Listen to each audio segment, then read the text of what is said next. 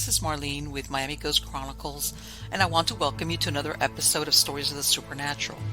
Wherever you find us, whether it's a video or podcast on your favorite platform, please like and subscribe to us so that you can get notification of when a new show is released. You can also find us on major social media platforms. If you go to miamighostchronicles.com, you can find links to the videos or MP3 files, which you can download and enjoy without commercial interruptions. If you're into classic horror, ghost, and adventure stories, I narrate Nightshade Diary, and you can find links at nightshadediary.com. If scary stories are your bag, and listening to encounters with cryptids, ghosts, dogman, and other weird creatures sends a shiver up your spine, then go to supernaturalstorytime.com for links to our weekly podcasts. Noteworthy news about the paranormal world, true crime, conspiracy stories, and anything that is just plain weird can be found at eerie.news or visit the Stranger Than Fiction Stories tab at miamighostchronicles.com. Please subscribe to my newsletter on Substack. Just go to mppellicer.com for a link.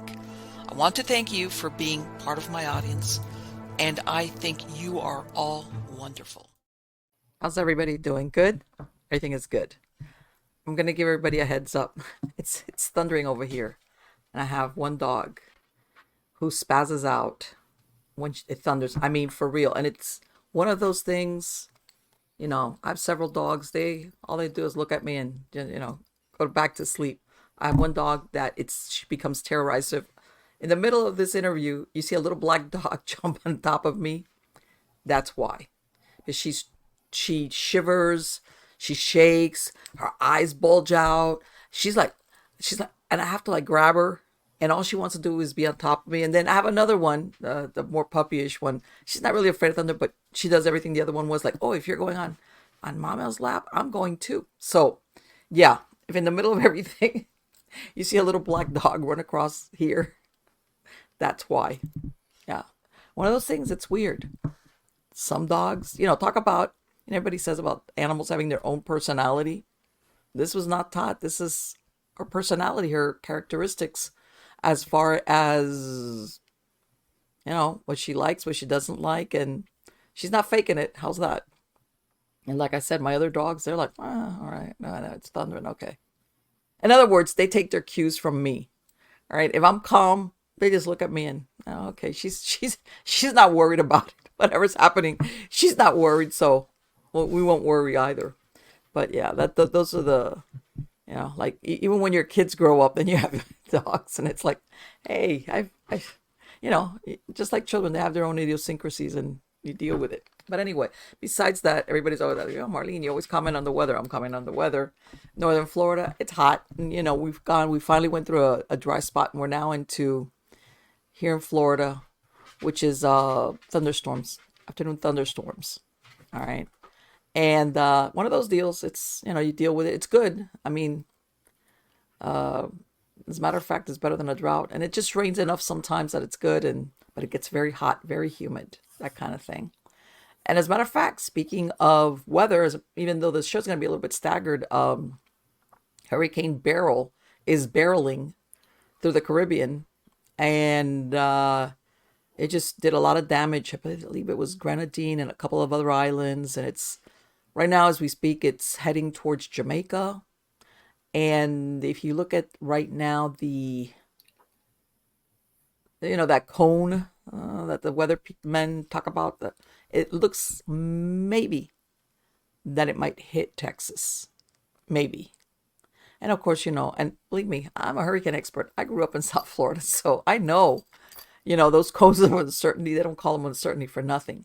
But yeah, if it loops around the way it does, and I was even thinking, because I know Galveston lies off the coast of Texas, but I'm not sure exactly if it's anywhere close to where this is projected it might hit. And I'm thinking of that really bad hurricane they had in Galveston. Well, it's had several hurricanes, but the one I believe was at the turn of the century, 1901, something like that. They had a thing that just flattened everything, and there was a large loss of life. And of course, like everything, it was on an island, so getting help to them, it was quite a mission. So Yeah, that's what's happening as far as, and of course, they prognosticate this will be the worst hurricane season. Yeah, you know how many times I've heard that, and a lot of time.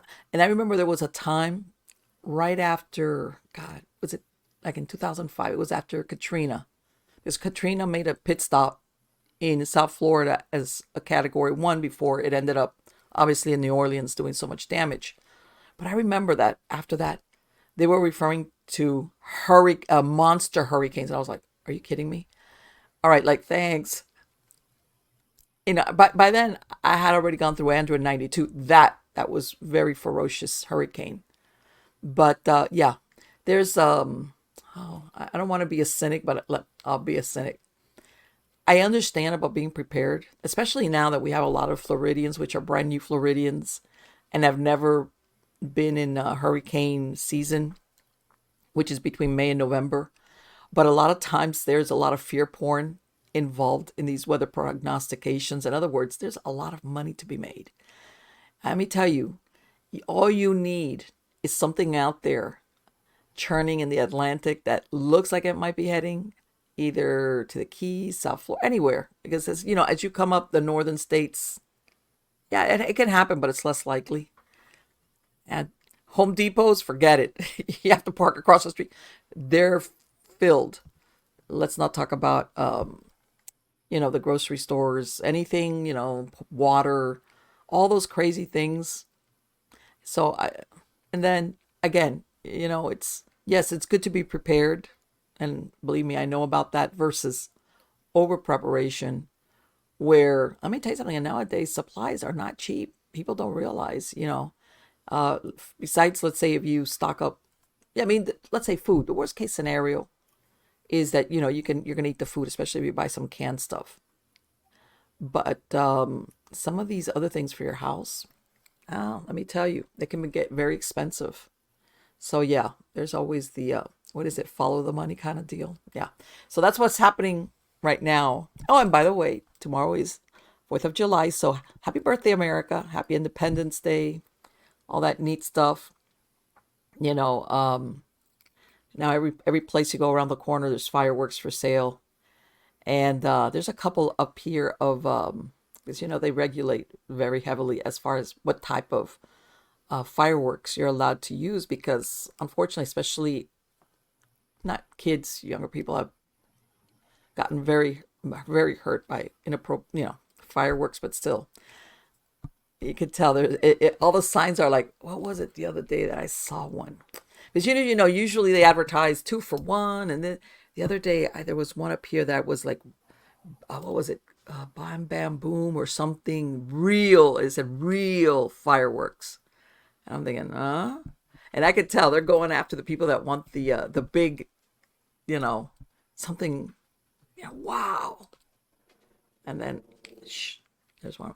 And then after a while, it's, like I did a lot of fire. I mean, besides going to see fireworks when my kids were growing up and everybody else, we would do fireworks. And after a while, it's like, okay, loud stuff. Okay, next. All right, next. Let's get on to the good part. The good part is who is the guest today at Stories of the Supernatural. This is the first time here. His name is Bruce Rapuano.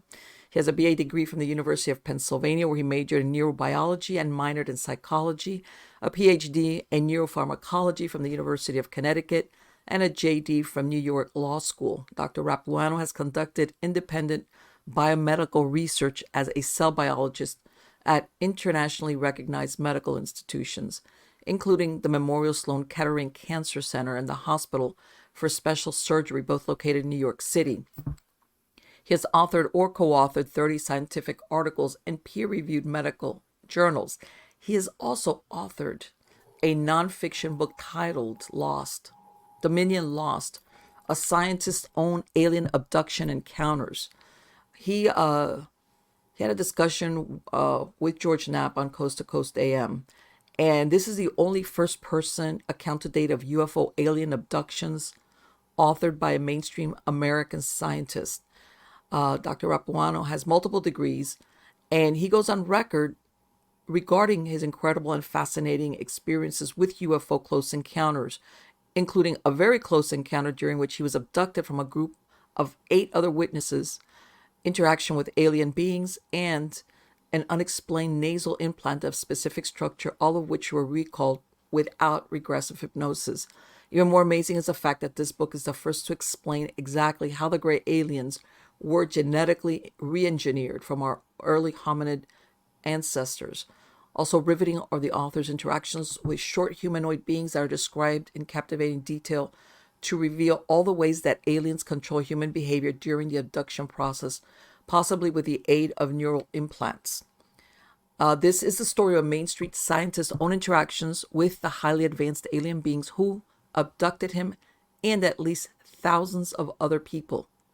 As discussed in Dominion Lost, compelling technological evidence of the alien presence, especially with respect to incredibly advanced UFO propulsion systems and implanted devices that are likely instruments of mind control, has existed on this planet for more than 60 years. More importantly, this book is a wake-up call to our species to finally accept the reality that we are now sharing our world with technologically superior alien beings. The new reality must be addressed immediately. Help me welcome him. How are you doing today, Bruce? Marlene, I'm doing great. It's an honor to be with you here on the historic Miami Ghost Chronicles.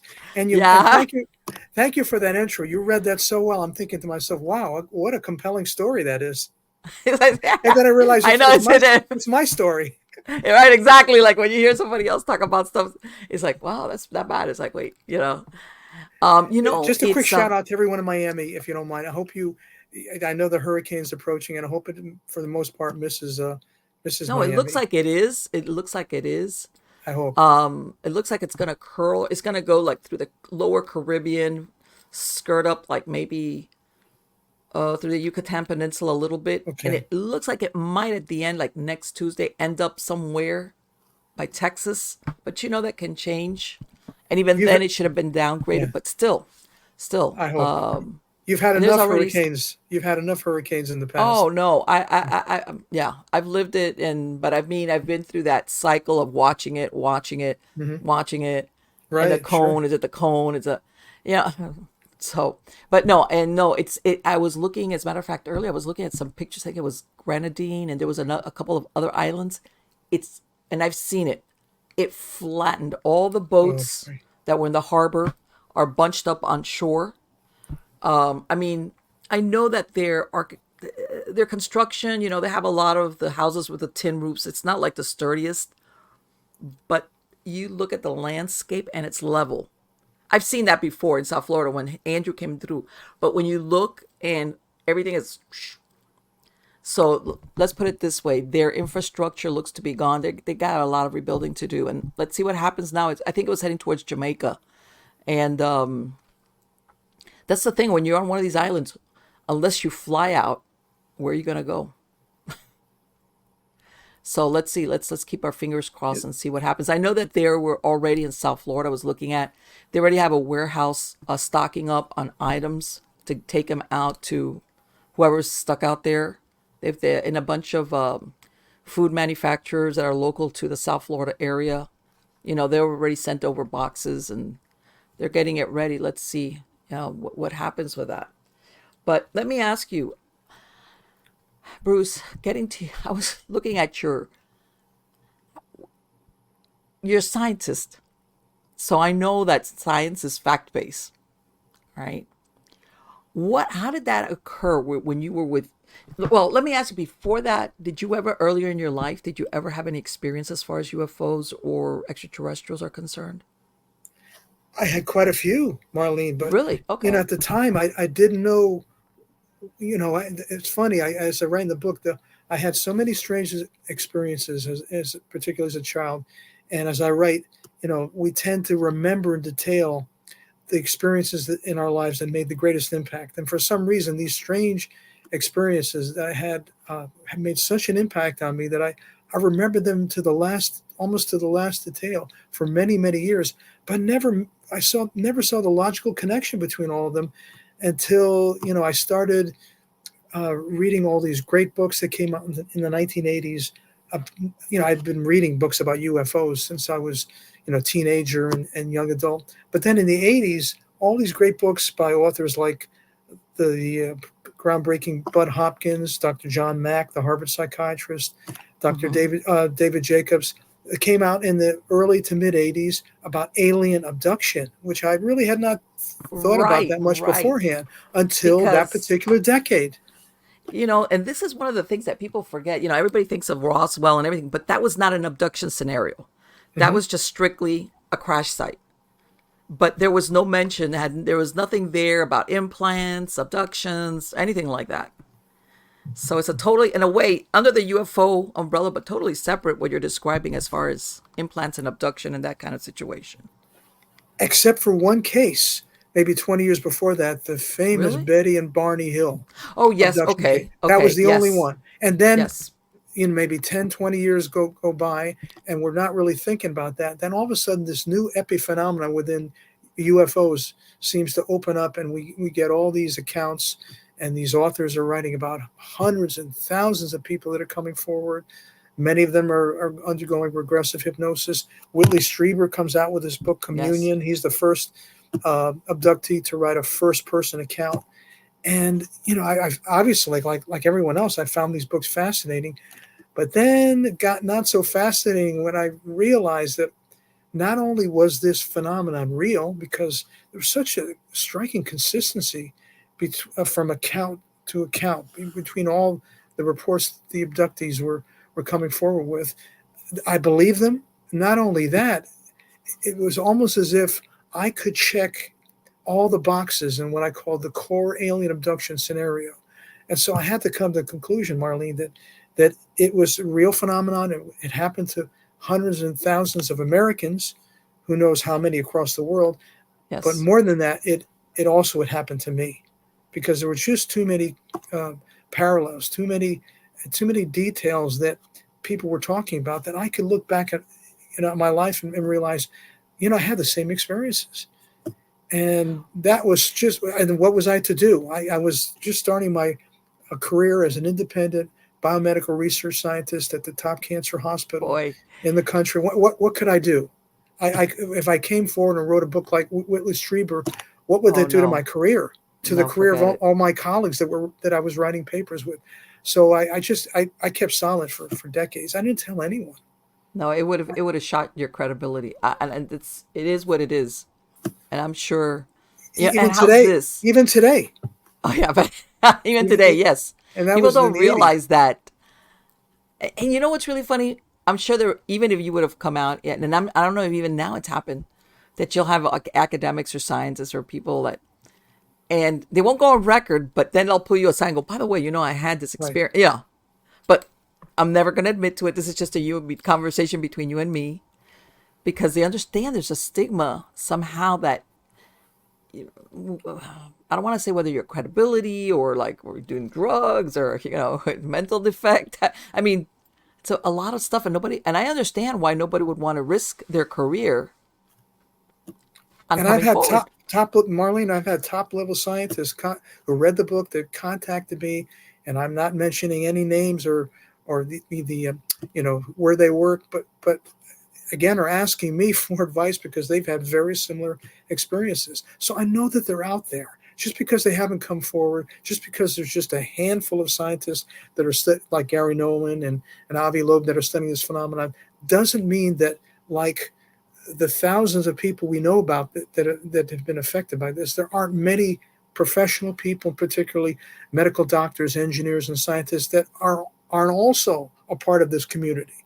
I know they're there, and what I'm hoping my book does is encourage those individuals perhaps to come forward, tell their stories, so that the larger scientific community um, could view this with a little bit more believability, and Yes. therefore we can attract more scientists to actually get interested in studying this as a real subject worthy of scientific investigation. So I that's one of want to my say goals of there's a writing the big book. hurdle though.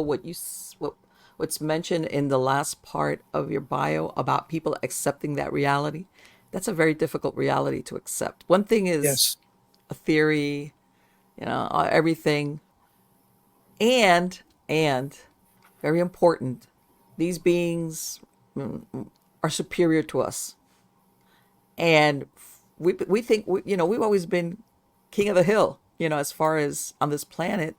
So for us to find ourselves not quite there is like, okay, so we better be nice, because what if, you know, and we hope that they're kind to us. And then I know there's two camps. I mean, well, three camps.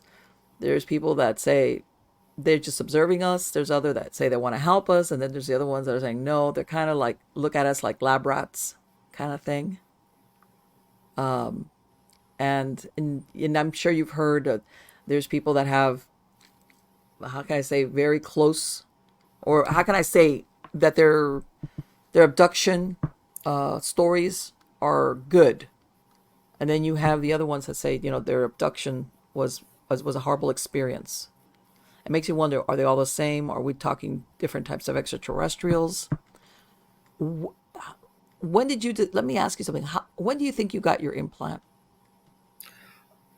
Well, I'm pretty sure that it happened at a time in my life, and this was just it's quite interesting to say this, but this was 2 or 3 months before Betty and Barney Hill were abducted in New Hampshire in September of 1961. That whole year prior to that, I had been having so many strange experiences. Okay. And that's the year I'm pretty sure I had the implant, because during that particular time period, I had like a flashback. I was just walking in our apartment and suddenly had a flashback memory of this tiny um, uh, metallic sphere, maybe 2 to 3 millimeters in diameter, with studs of projections on the surface of it, like a thimble. I don't know if you've done Mm-hmm. any sewing. I don't know where this came from in my memory, but I had an associated memory with that I was told that if I sneezed too forcefully or blew my nose too hard, it could come out, and I should be careful. And also that it happened in the past, and I was warned, don't let it happen again. So that particular memory, that associated memory, had a strong emotional component to it, which really convinced me that it was from something that had actually happened to me. And Okay. then fast forward 20 years, and I start reading these great books in the alien abduction literature, and some of the abductees are describing the same type of implants. One in Okay. particular is I don't know if you've heard about Raymond Fowler's book, The Andreasen Affair, about Betty Andreasen, which came out in the 60s. I've heard of that. And Go she ahead. describes being on a table with a gray, or one of the taller grays, and she can recall um, that there the gray is holding a probe with one of these spheres on the end of it, places it inside her nasal cavity. When the probe is removed, the implant is no longer there. So she has a very clear memory of the procedure during which she was implanted, with a device that looks exactly like what I remember back in 1961. I think the episode she talked about in the Andreasen affair occurred 6 years later in 1967. But there are a number of other people that had been interviewed by Bud Hopkins that Okay. reported the same type of implant, the same structure, the same size, and also recalled that it was implanted into the nasal cavity, and associated with that, the abductees complained about unexplained nosebleeds that they had. They Okay. couldn't account for. They had no medical procedures or any medical conditions that caused them to have the nosebleed. And during that year of 1961, I had the same thing happen to me. Do And you like think a they put the implant in the nasal passage because it's close to the brain? yes, yes. And as I was describing in the book, I talk a lot about how human neurosurgeons use this particular surgical approach to Mm-hmm. do surgical resections of pituitary tumors. They they Okay. they go right through the nasal cavity, right through the one of the sinus cavities to access uh, a, a, um, uh, a region called the sella turcica, which which is a bony surrounding to the pituitary. And so I think that this implant that the aliens are using is either Mm-hmm. kept inside one of the sinus cavities, or perhaps inserted directly into the brain. for some Wow. particular purpose that I talk about at length in the book. And of all things, the pituitary gland, which has its own significance in and of itself. Right, right, right. Now I don't know if they're interested in the hormones secreted by the pituitary, Mm-hmm. or they're actually just using that route Right. to place it close to another intrabrain structure that they're trying to study, or they may have access to the entire brain if they have the implants somewhere inside the brain.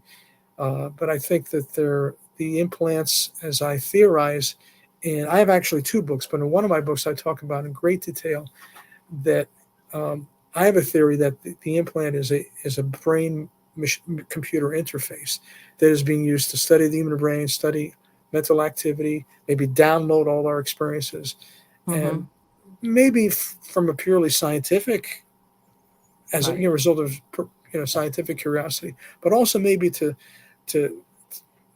maybe gain knowledge in order to be able to control the human species, if in Right. And fact that's there's what is going to be yeah, my next question because right, one thing is to monitor us, and right. another thing is to be able to manipulate us somehow. And of course, you would never know because it's if somehow they can, I don't know how they would do it, uh, manipulate your brain, or put thoughts. I mean, we don't know what technology they would be using, and you act out based on, and that's a scary thought. You think But about it. it's prompted by the question: what's the purpose of this Oh yeah. abduction program? Bud Hopkins and David Jacobs, John Mack have talked about the possibility of a reproductive program where the aliens are collecting genetic material from ova Mm-hmm. and sperm and using to create a new genetically modified human species. But also, being a neuroscientist, I'm in addition interested what's the purpose of the implants? How does the function of the implants tie into this abduction program? And that's why I focus so much on the potential function of the implants, and if they're creating a genetically modified, altered Homo sapiens species, Mm-hmm. perhaps they need to understand the function of the brain with the overall goal of being able to control us. If they're actually trying to integrate that species so that there are aliens, I call them human alien transgenic beings walking among us on Earth that look Right. Like just a like us, hybrid kind of. but they have to keep them under control. Not only do they have to understand how our central nervous system works, but they have to be able to control them to carry out their purposes here on Earth, But about then you which we you know think very about little. it. I mean, yes, I know there's billions of people, but at the core, we're all the same. You understand? Biologically, yes, you could have people with green eyes, brown, different. Yeah, but as far as our, how can I say, our biology, like how much would they have to monitor us to say, okay, we know this human species, whatever, this is how they function, which makes me think that that individual or that persistence, that there's more also a manipulation angle to it than just besides gathering information. Like you said, that hey, we're going to do a hybrid version. Who knows? What if the hybrids are great, but they're a little bit out of control? Maybe like what you said. That's this is just me making stuff up, but that the ultimate goal is like, yeah, one of them. We can't have one of our infiltrated hybrids go full disclosure, or something. Who knows? Who knows? And then it makes you also wonder if any of these hybrids ever had let's say an emergency medical procedure. What would a doctor find? Would there be something there that would be like, what is this? How would they handle stuff like that? Or are they so alike us that they wouldn't be able to tell? So far, Marlene, there have been quite a few cases where some medical patient needed a neuroimaging done, a CT Mm-hmm. scan, an MRI, and quite a few abductees have have come forward uh, with the imaging studies that show that they have implants. They have some Yes, type of that I've heard. metallic device in the brain. I know of an individual in particular served in the military that had a period of missing time and and doesn't recall having any type of medical procedure in his Yes. life that would cause something to be implanted into his brain or somewhere in his head. And so doctors tend to not know what to make of this.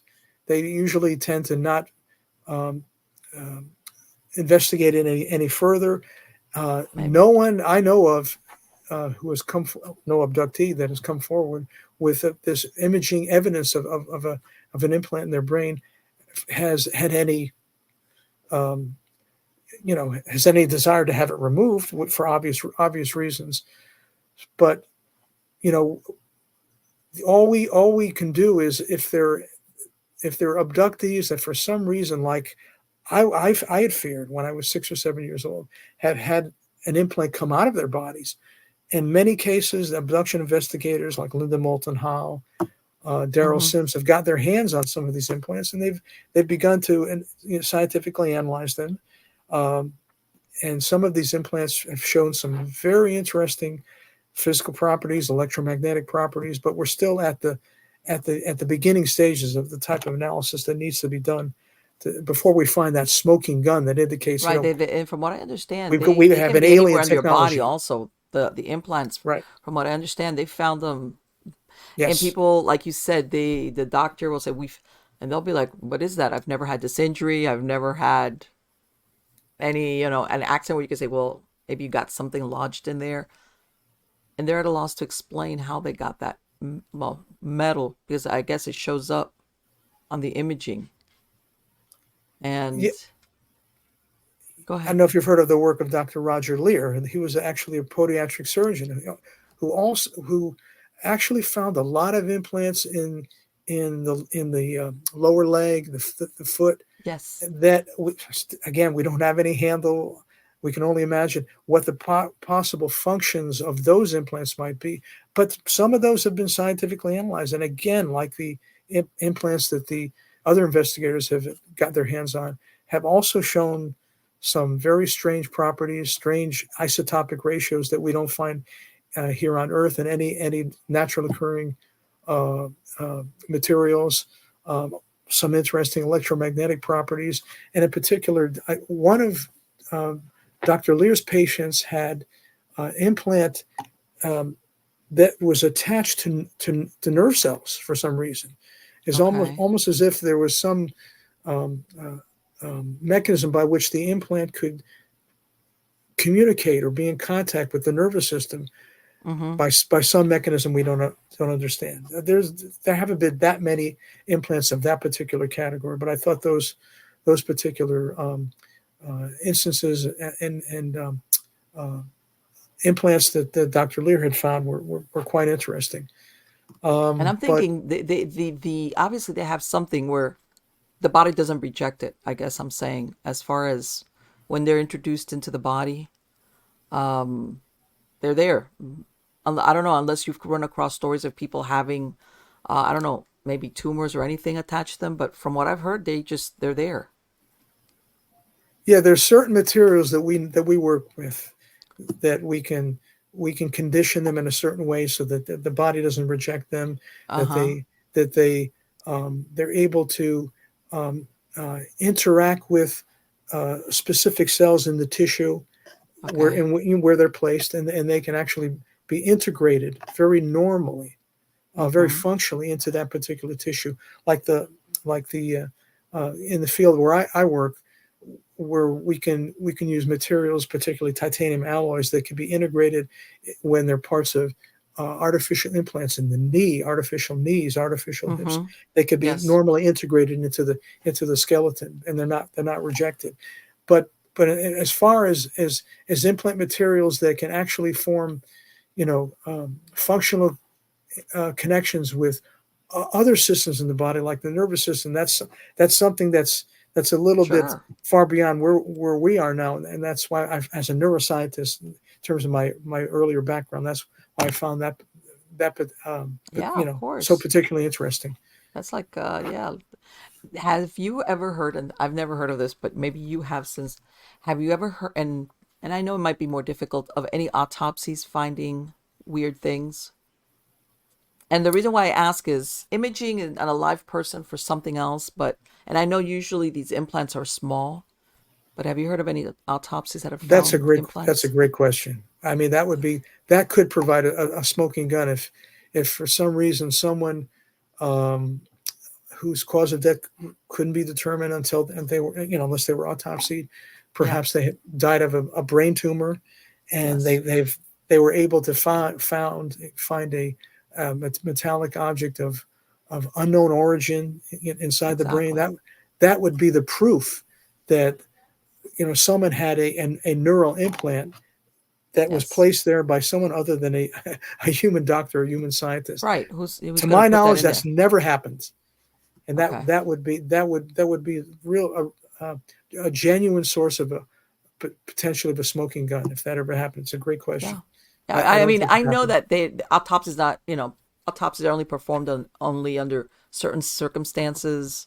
I know they don't do it on everybody, but I've always wondered, I go, like you said, maybe, you're doing that autopsy where they look at the brain and they're looking at the organs and they're doing it. It's like, whoa, what's this? Um, that'd be something that it would be unusual. How's that? Um, in the book, in the bio, it's mentioned that you were abducted with 8 witnesses. What happened? How did that happen? I was 10 years old, and Mm-hmm. we were actually just uh, seven of us were playing a game of 4-on-4 kickball in our front yard. It was Okay. in the summer. I'll never forget the day, June 19, 1965. It was a beautiful day around dusk, and I was the first to see this UFO that was approaching from quite a close proximity. Out of the corner of my eye, I saw the most brilliant light I'd ever seen before. But I Okay. couldn't really get a good view because it was the view of the UFO was obscured by an oak tree that was in the center of our front lawn. So no one else had seen it in our group of eight children. Okay. I walked toward our house to our front door, and where I could get an unobstructed view. And what I saw was like nothing I had seen before or since. It reminded me of the biblical Star of Bethlehem, Okay. with, you know, several asymmetric points, but almost too bright, so brilliantly lit that it was almost difficult to look at. But this wasn't a point source of light, you know, in some distant point source of light in the sky, like from an airplane, helicopter, star, or planet. This was at least 2.5 times the size of the full moon. That's how close it was. So Wow. it was right on top of us, maybe at the 10 o'clock position. So we watched it, and to get to your question, what I have to say is we watched it for maybe 30 to 60 seconds, and because everyone gathered around me as Uh-huh. I began to look at it very intently, and then very strange, the light turned off as if by a flip of a switch, Okay. and in place of it there was what I can only describe as a fireball, a red fireball that now began to move in a southwest direction. But the light Okay. had made no sound. The white, I call the Star of Bethlehem light, was motionless. But then this red fireball began to move, and I began to walk toward our neighbor's backyard, following it for maybe about 90 seconds until it disappeared over the horizon. And Okay. then I came back, and all the people in the group kind of shared notes about what they had seen. And this craziest thing was people were reporting things that I had not seen. I was the Really. first to spot it, the last to watch it disappear over the horizon. There's no way I could have missed anything. And Okay. so someone had reported they had seen three lights in the shape of a triangle of different colors. Another person reported that fireball had some type of static discharge, like lightning Mm-hmm. surrounding it. I didn't see either of those features at all. And I Okay. had better than 20/20 vision. Okay. And what confirmed that I had missed something because I had not been present on the scene for a period of time was a girl in our group directly asked me a question. She said to me, Bruce, where did you go? And I Oh, told her, very matter of factly, well, you saw me walk up to our neighbor's, backyard. She said, no, I saw you in the back, in your neighbor's yard. And so clearly I knew at that time, and thinking about it many times since, that I could not have missed what everyone else had seen unless because I unless was you weren't there. taken, In other words. unless I wasn't there. I mean, in Uh a huh. court of law, I think if I say in the book, if someone had been murdered in our neighborhood, I could not have provided an alibi because a number of people's testimony could have been used to prove that I was not there for a period of time from the scene Right. where everyone else was viewing the UFO. Um, and along with that, Marlene, is the classic feature of the abduction. I Okay. call it the Oz effect, where immediately before it happens, everyone, well, everything seems to change. The noises, the ambient noises from the neighborhood of the animals and insects are gone. This happened Okay. to me right before the light turned off, the Star of Bethlehem light. I turned away from it because I thought, why can't I hear the insects, the Mm-hmm. grasshoppers, and and all the noises of the insects in our heavily wooded neighborhood that were deafening before that. Well, I Right. turned away to look away from actually the UFO. I still couldn't hear anything, and what scared me was the fellow standing on my left, the fellow with blonde hair, um, frightened me because he was no longer moving. He wasn't talking. He appeared to be frozen in place. And I couldn't hear anyone on Oh, my right wow. talking. I didn't detect any movement. And I didn't know, I had no idea what was going on. But if I knew that it frightened me, and Sure. I kind of dissociated. I wanted to dissociate from that particular feeling. So that particular feature of the abduction has been reported numerous times in the abduction Yes. literature, um, especially when there's a close encounter with the UFO and a period of missing time that goes along Mm-hmm. with the experience. And normally, what happens, not all the time, some people can remember the abduction event, but many times as well, it requires regressive hypnosis to reveal that an actual abduction had taken place Right. during this particular event. Why do you think that there was some urgency in getting you? And the reason why I ask is approaching you when I know you were all kids, but still witnesses, versus let's say going to your room at night. Do you think that something happened as to why they wanted to get that moment? We need to get him. Good question. You know, I know that there have been, I would venture to say, an equal number of bedroom abductions and in an Mm-hmm. equal number of abductions that occurred when people were awake. They were driving in their car Right, and in the exactly. middle of a trip. Why did they need to get them? They were And I've spotted. always asked myself that because you hear exactly what you just said. Either they're alone or they're asleep or they're, even alone at home. And I'm thinking How did even they? those. How did it, were they going? Were they going after a particular person?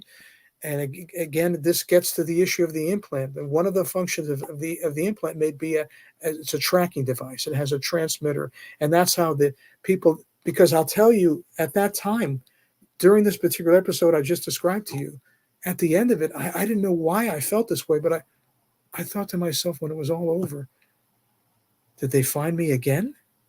Okay, I don't so know where you that knew at this that was a time. repeat. That was my contemporaneous feeling that I described Mm-hmm. in the book, contemporaneous to that episode, and I didn't know what I was referring to and who they were, but that's the feeling I had that I they found me in New Haven, and then when we moved to the suburbs, they Oh, found you me had again. even moved. Wow. Couldn't get away from them. That's the Okay. title of. That's why one of the titles of one of the chapters of my book is titled "Stalked in the Suburbs," because I talk about experiences I That's had very after interesting. we moved. Yeah. In other words, that shows, yeah, like you said, tracking a particular interest in certain individuals, and once during their life, right during the during their course of their, yeah. or I know I spoke to Daryl, and one time he told me, and I don't, and again, this is one of his theories. He says that sometimes some of these implants, he says, sometimes they, in other words, especially when you're older, they never come back to take them out. In other words, they're not really tracking you anymore, but it's just an old implant. In other words, they just never come back and say, let me, let's take that out. He was theorizing that maybe at some point, who knows, you're not being looked at anymore. And that's why you have some people that'll say, you hear of people having a lifelong encounters with extraterrestrials, and some will say, well, it was this block of time in my life, and then it just stopped, it died away. And it's like, and okay, we've and that's very interesting that then you were perhaps no longer a part of the program, and they've just failed to remove the implant, right, they even though don't, they it's don't like, need okay, it anymore. we're like, So switch it off, whatever, it's like, we don't need to go back and and take that. you broke up there, Marlene, when you were talking about this. But did you say this was an investigator or an actual abductee that related this to you? Daryl Sims. Daryl Sims. Daryl Okay, Sims is the yeah, one that told me there about that. as I had never heard that. And he was no, saying, no, yeah. I didn't either. And I Mm-hmm. think that, and because I've wondered, and many people have asked me, do you think if your experiences kind of tapered off the older you got, do you think you still have the implant? I can't rule out that I do. I can't rule out that I don't. Right. And I've talked to my wife, who's a physician, about this, and I've never had any medical need to have an MRI or a CT of the brain, but Right. I guess when I do, that's when I'll find out. Right. And Yeah. again, like you said, even the ones that people have had them on like their ankles or their knees, it's like, it's almost like we're not going to go back for it. Let's just leave it there. We're done with this person. What are we going to do? In other words, we're there. It's a disposable kind of item, I guess is what I'm saying. Right. But it does show, and I want to ask you because I've heard of this too. Do you think your family, because I've heard sometimes that lineage has something to do with abductions I that have you a know chap. of course. I have Marlene. I don't. I have a chapter in the book that relates an experience that I don't think has ever been talked about in the alien abduction literature, because I believe that my grandfather, Okay. had who was probably part of the program. He Mm-hmm. had what's called cavernous sinus thrombosis. He had an infection that developed in one of the blood sinuses, not the air sinuses, blood sinuses, in that spread to the meninges of his brain and developed into a fatal meningitis. In the 30s, there were no antibiotics, so there was Okay. nowhere to treat this, and he died at the age of 42. But then, in researching this, I Wow. discovered that this is extremely rare to have this condition. I remember, since our family has operated a funeral home for many generations, Oh my God. reading his Wow. death certificate, and Uh-huh. I remember, having some medical knowledge. I was a teenager at the time, thinking, I don't buy this. I've never heard of this syndrome, cavernous sinus thrombosis. And then fast forward to, many years later, where I'm writing this book and I'm finding out that the chances are 1 in 19 million that someone would die of this, Right. have this particular infection, unless they had some type of medical procedure, some type of intervention, like a dental procedure, or um, a procedure involving the nasal cavity as an avenue for surgical approach.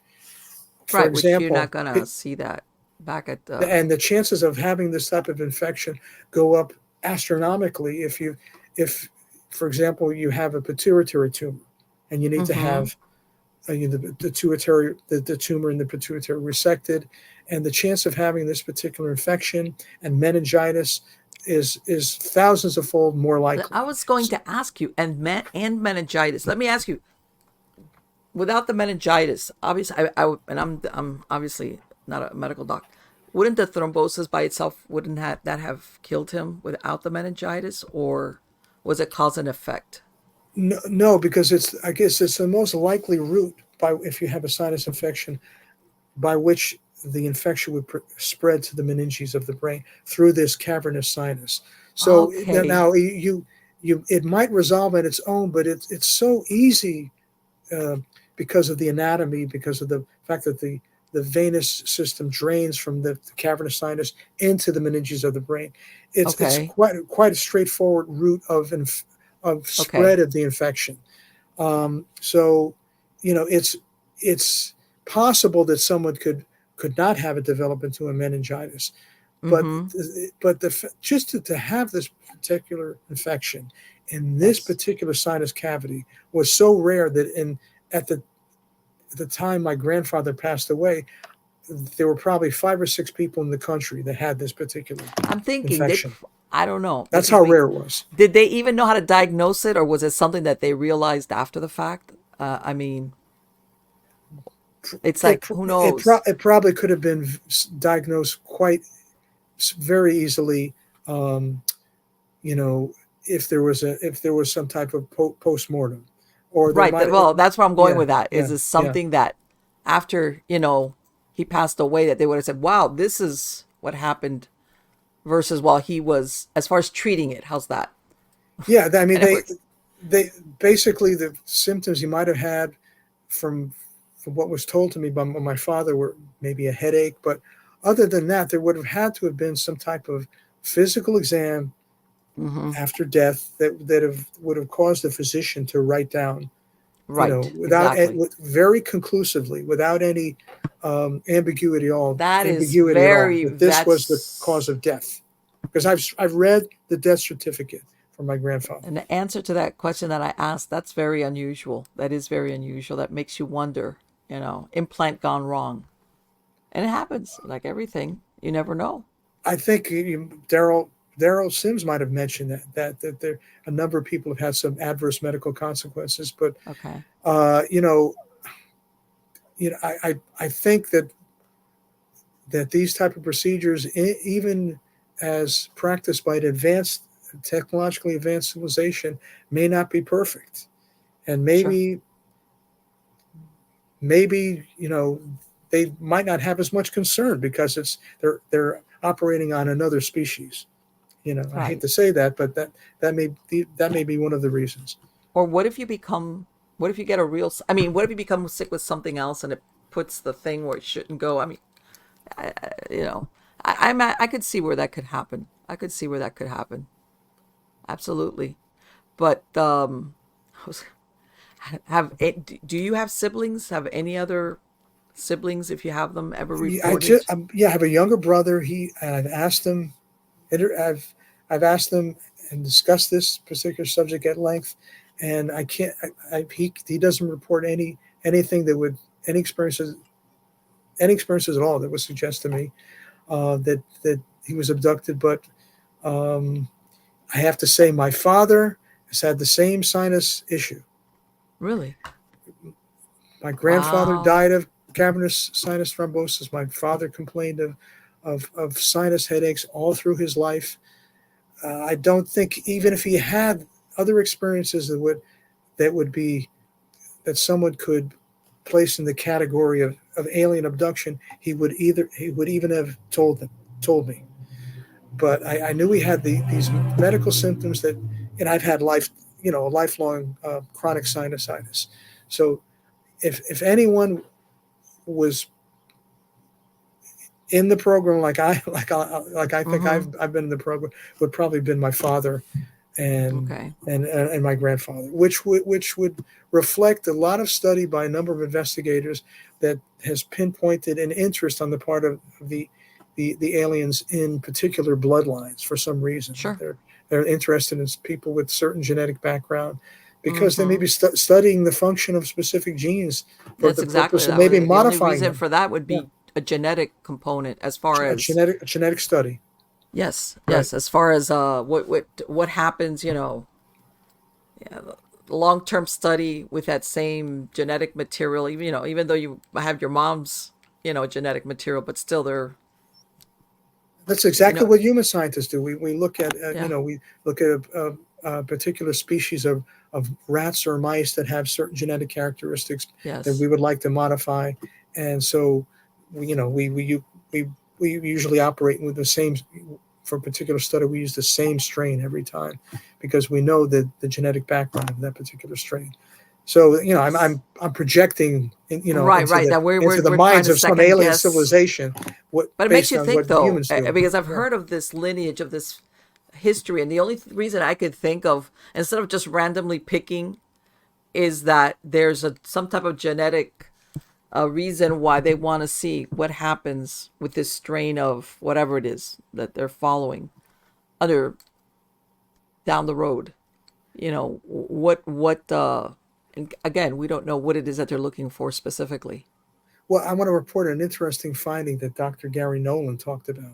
And Okay. he's the one biologist who said, I can categorically state with 100% certainty that we've been visited by aliens.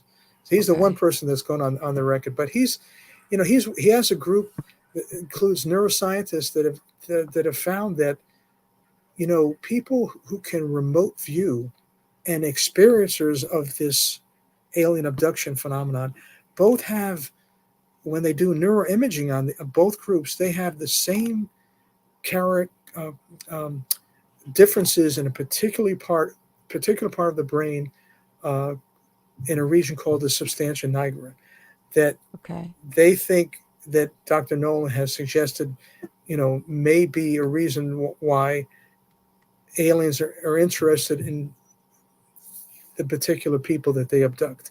That Mm-hmm. perhaps that, like remote viewers, that the abductees have some innate ability to perhaps see alien beings in another dimension, perhaps, or interact Mm-hmm. with them, communicate with them telepathically, and have the same ability that's similar to the ability that remote viewers have.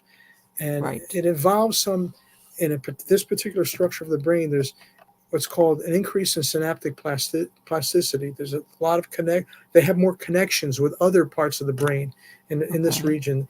And this has only been seen according to Dr. Nolan, in experiencers of the phenomenon Mm-hmm. and remote viewers. So it's perhaps that Interesting. we're being genetically modified for the purposes of um, furthering interactions between human beings and some advanced uh, alien civilization. I mean, that's one theory. Right. Well, sometimes I even think, because as far as the hybrid theory, as far as that, I'm thinking to myself, well, you know, maybe they're trying to produce hybrids because maybe for them living on Earth for them is more difficult, versus they're trying to get a hybrid version that's easier for them to adapt to living on Earth. Right? Because you never know. This is just me thinking. Maybe that's a reason for hybridization. Again, if they have, then again, we're saying whether they travel inter or intradimensionally, that we don't know. What if there's fixed amount of them here? We don't know what their length of life is, but eventually, like in all things, you can't interbreed or you lose numbers of your population. So you need to, if not, we're going to die out. So we better get, some hybrids going. And also, these hybrids hopefully are better adapted, if that's maybe what they're looking for. Let's say if they want to conquer the planet, how's that? Or repopulate it eventually. All right. Maybe the way they are now, this is not the best planet for them. How's that? We're Earthlings. We're fine. So maybe they want to, and then of course, and maybe they do have more advanced sections of their brains that they're trying, like, let's keep this part of the human, but we want to make sure we get this other, I don't know, advantageous aspect to their brain structure. That's just me thinking. And I'm sure that, like in all things, sometimes with the genetics, it's like a roll of the dice. I'm thinking, if you're trying to get a certain outcome, like you might get a variant, and it's, oh, that's not what we want. No, let's do it again. Because from what you described, they're as far as they're humanoid, but not really. How's that? What do you what? Yeah, I mean, the idea you just talked about, your particular theory resonates with the thinking of a number of investigators. It's disturbing to think about this, because why are they creating this particular I call it transgenic species? Because they want to be able to have their particular species survive in some form on this planet. It sounds like colonization to me. Yeah. So that's one of the more disturbing theories. So I talk about alternative theories in the book, and that number one, they embarked upon this program for our own benefit. They're trying to, accelerate our evolution so that perhaps we can not only get along with the cosmic community, but first and foremost, get along better with each other. So that they have benevolent purpose. Or another alternative is they need to modify us genetically so that we're imbued with functions that we don't have to serve a purpose of their agenda. That we may be created for the same purpose the Greys were created, to work for a higher order. Right. Maybe we have stuff that they don't have. Maybe we have attributes that they lack, that they're like, if we need to harness that. And they're using us as some type of army, or I hate to say it, but a slave force. But they need to imbue us with certain that we have characteristics that already present, that have evolved naturally, that are of use to them. But they also have to add other particular characteristics by altering the human genome, so that we can better, we're better suited for their particular purposes. I can't disregard, although there are not a lot of reports, but a number of compelling reports of people that claim that from a very young age they were indoctrinated into this military, this galactic military that in which human beings are being recruited to be part of a military that's like a super soldier. A super soldier for some alien civilization. Now, whether our government participates in this or has knowledge of this is an open question. But a number of people have told some compelling stories that human beings are whether they're transgenic human beings or simply abductees, but they have been utilized to function in this galactic military. So that's just one of the right, a number exactly. of theories. I've heard of that. Why this particular abduction program has taken or place. Maybe they might be advanced, but who knows? Maybe genetically they're quasi-sterile. In other words, that they can't replace themselves at enough of a in other words, they can calculate wherever they're from. We're scientifically or technologically advanced, but for some reason, our genetics are not rich enough. Who knows what the reason is, and we have that. Maybe compared to them, we're genetically rich as far as to reproduce, and then they'll say, well, let's see what we can put together here. I have a very similar, but even stranger theory. Go ahead. Because I talk about in the book, in the afterword, how I discuss my theory that the Greys were genetically re-engineered, again, to be a slave race or a worker race for a higher order of alien civilization. And I talk a lot about the story that Lieutenant Colonel Philip Corso tells in The Day After Roswell about the autopsy reports he read that the pathologists at Walter Reed Hospital did on Roswell gray aliens, showing that in particular they had no reproductive system. Yeah. So why would a race of slaves that were doing some work for other alien species need to have a reproductive system if they were simply cloned? from an Right. from an Right. original. Right. We'll make new ones if we need one. They don't need to make themselves. But maybe for some reason that the master species has died out in some type of Could cosmic be. intergalactic conflict, and now the Greys are left behind, and they're trying to rejuvenate their Sure. species Yes. by creating a new species that can reproduce. And to do that, they have to use Homo sapiens to Of do that. course. Do you think then, because I've heard a version that they think that some grays they're biomechanical, or do you think that there's no mechanics? They're not nothing robotic about them. Well, they're definitely biological, and again, Mm-hmm. the only evidence I have, I'll refer back to the day after Roswell.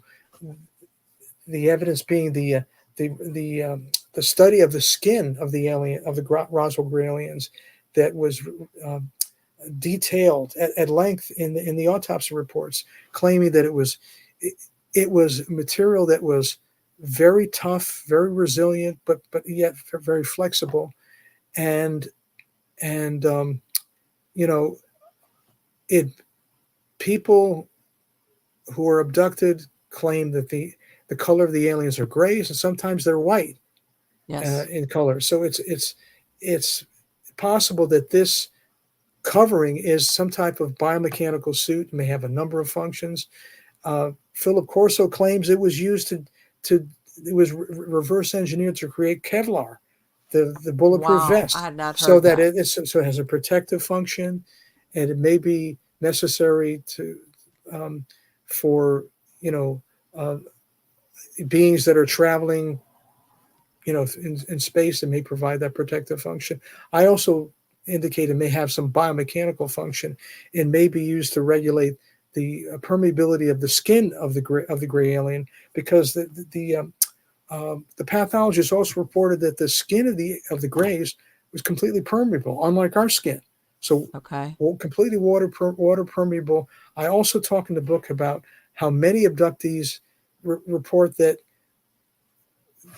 what they recalled on while being on board a UFO during an abduction is that they had seen alien beings inside containers filled with a liquid. Okay. They left, and then when the abductee asked one of the aliens what was the purpose of the aliens being inside this particular container, they were told that's the way we obtain nutrition. That we're able to obtain nutrition through the skin, Mm-hmm. which means that the skin would have to be permeable. And what I theorize in the book is that this biomechanical suit regulates the permeability of the skin. When they're wearing it for a time, they can take it off, and then again they step into these tanks and they're able to get some type of nutrition from the liquid that they're Okay. immersed in. And the U.S. government and the U.S. military in particular has been studying how to um, alter the skin by applying patches to the skin of soldiers that change the permeability, or at least can deliver nutrition intradermally during conflicts when the soldiers can't get access to normal food. So Right. again, this particular suit may have a number of functions I mean, beyond lately, I protective. mean, you've seen now medication be administered for certain, illnesses or diseases, that they can, they basically it's inserted, the medication is released. You get an insert under your skin as far as that And kind the of other thing. thing I wanted to mention, Marlene, sorry to It's interject, okay. is that the pathologists also found no evidence of digestive system. They had no stomach, no small intestine, no large intestine, which would tend to believe they were engineered Right. It's a to bare not have. basic worker. They didn't need it. A basic worker, and who got all their nutrition through the skin. Right. Like what's the least minimum we could get, like, and just, yeah, just that would be very interesting. The Because I've always heard, you always hear the Greys are, like you said, like a slave servant kind of like worker. And then Right. there's others that give them a little bit more, how can I say, that they're There's a more hierarchy. independent. Yeah, there's Yeah. a hierarchy there. They're more There's a independent as far as what they do. They have the taller grays that seem to exert some type of control over the shorter gray aliens. And and then of course you hear people saying that now that we do have human hybrids walking, that they've perfected it to the point where they look like us, that we can't tell, but that they're hybrids. I don't know. Makes you look at the, you're sitting next to him, nobody's like, okay, that kind of thing. But the I'm thinking, do you think? Because sometimes I wonder if they're ever going to give us full disclosure on this, or is if because as a matter of fact, the other day I was watching, the X Files, which is, the X Files. I'm looking at all the reruns. I hadn't watched them, and of course, this was one of the shows that dealt with a conspiracy between the government and the aliens, and that they had this whole thing. Basically, they were doing it behind everybody's back. And it makes me wonder if that was ever the case, and we would ever get disclosure, because it wouldn't look too flattering on being used as guinea pigs, with permission, by the way. That theory has been discussed quite recently, and it's uncanny how the first time I heard that theory was watching that particular episode of the X Files, and I think it's also the plot of one of the movies. I think it was a feature film. Right. There's one where it starts out where they have a guy who looks like he's being abducted. All right, but it turns out it shows like an abduction, but then later on he's taken to an asylum, and the file says that he was an FBI agent. He gets shot in the head, so he has delusions. In other words, this whole thing, and his whole thing is he's been abducted over and over again. And then I'm at the point where Scully, she gets abducted and she's gone for months, and they don't know what's going on. But then, of course, if you watch the show, and eventually at the movie, it comes out as far as Cigarette Man and all these players behind the scenes. And then you're thinking, how much of this was Chris Carter imagination versus reality? I've just been aware of a number of investigators that are talking about this theory now. Not beyond the fact that coincidentally the Harvard astrophysicist, I think it was, just came out with a study in some peer-reviewed journal theorizing that aliens are walking among us, theoretically. But the UFO investigators have talked at length about maybe that we can't have disclosure because, like in the X Files, the government has had a great deal of knowledge about this particular program, abduction program, to the point where there may be not just acquiescence or exchange of technical information, but government scientists may have been working alongside alien scientists in this abduction program, because, like, if following the theme of the X Files movie, they had no choice. That the decision was made to cooperate, learn as much as we can about the purposes of the particular program until the end game is revealed.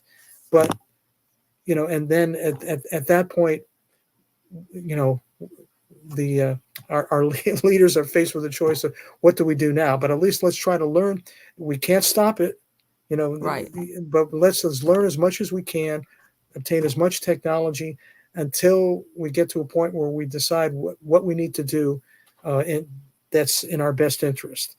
And this is the thing. And this is why disclosure may never happen if this is in fact the case. That's what I'm thinking, because you remember I'm going to go back to Hollywood, Close Encounters of the Third Kind. At the end, the humans that are going are volunteers.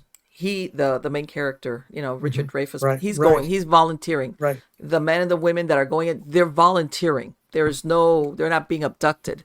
So I'm thinking to myself, did they really think, if they ever did some type of disclosure, hey, we're never going to have enough volunteers for this. So just forget it. And it was like, well, we're going to abduct them. You don't like it? What are you going to do about it?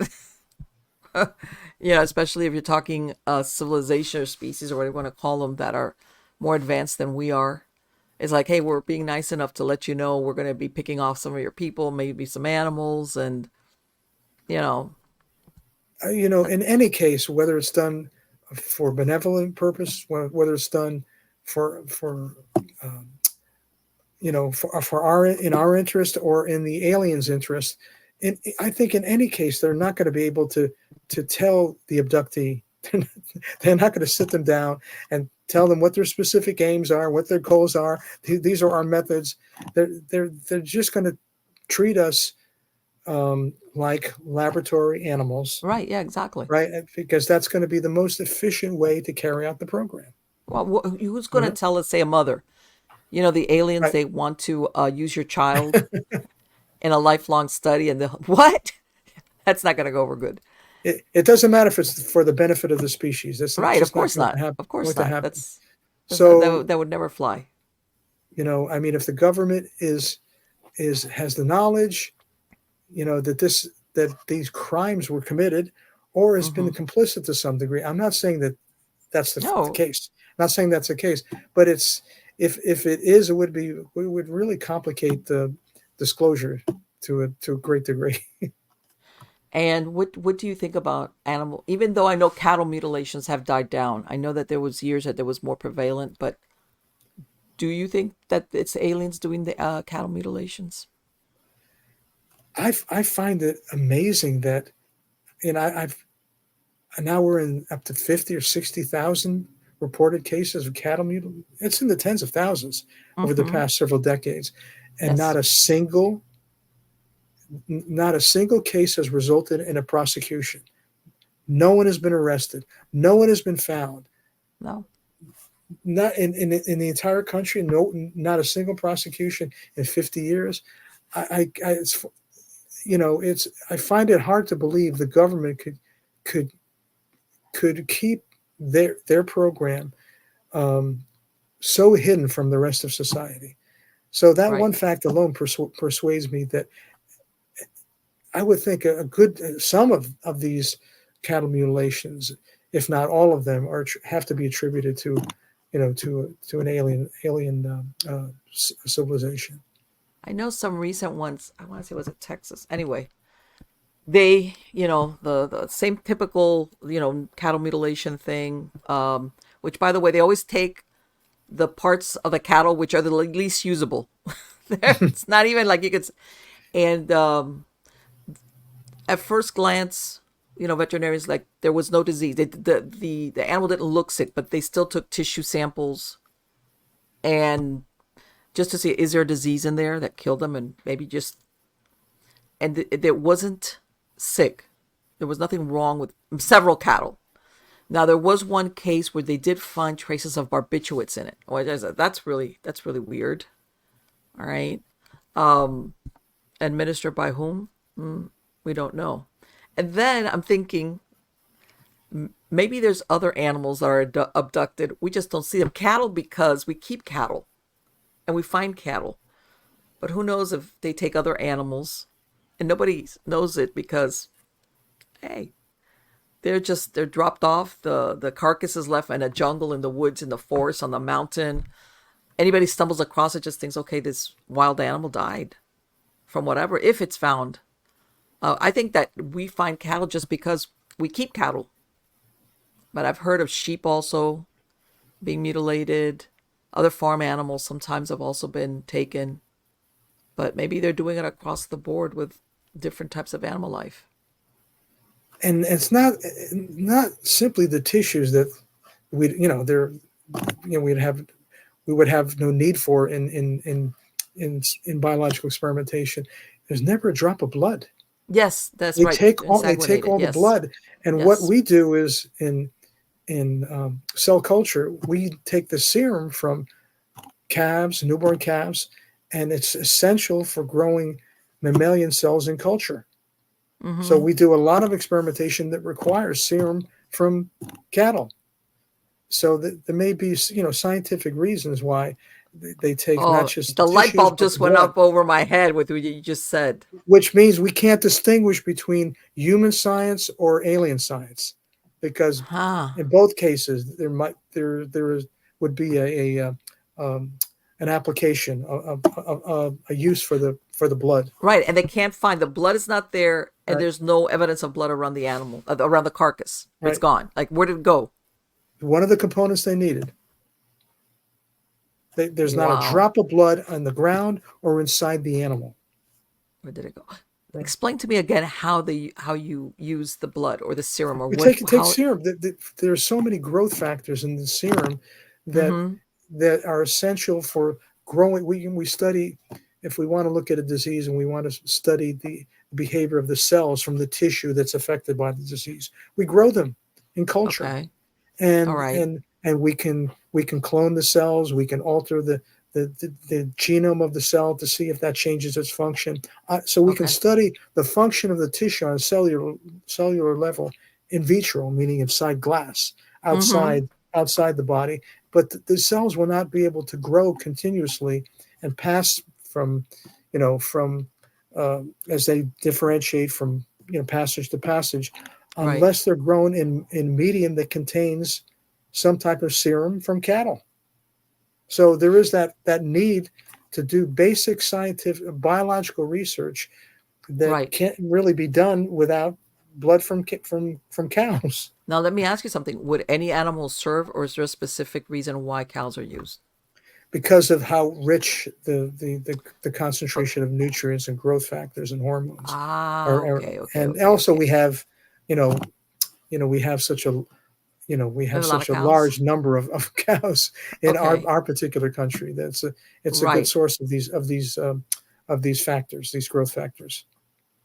Interesting. So I didn't. aliens might use Yeah. that particular source of growth factors to study whatever they're studying with respect to human biology.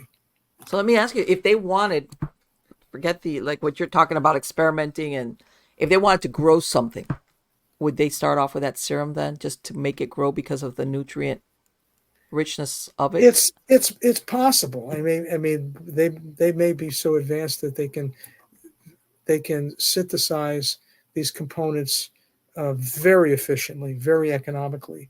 The actual growth factors, they can do it, at a mass scale more economically than we can, and so they may not need the blood for that reason. But I do have to point out the from every single cattle mutilation, they never find a drop of blood No. in every single But you know case. what? Maybe not. Maybe they can reproduce it, but nothing's as good as the original Possibly. blood. Like, this is the best. This is top shelf. Whatever we're doing, it's an organic. In other words, the source is totally organic. It's an animal. It's you know that's very interesting. Ah, boy, oy, oy. That's